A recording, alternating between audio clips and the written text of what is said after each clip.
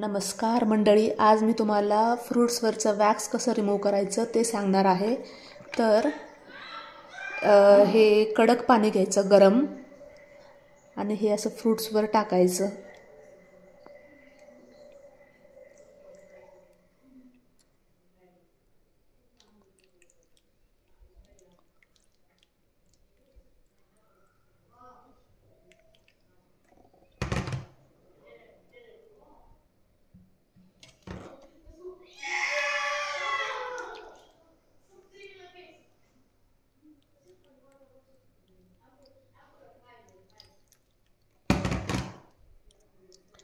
तर हे बघा,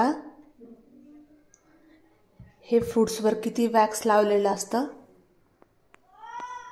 हे बघू शकता तुम्ही। हे किती वॅक्स निघाले। आता हे फ्रूट्स स्वच्छ थंड पाण्याने धुवायचे आणि नंतर खायचे।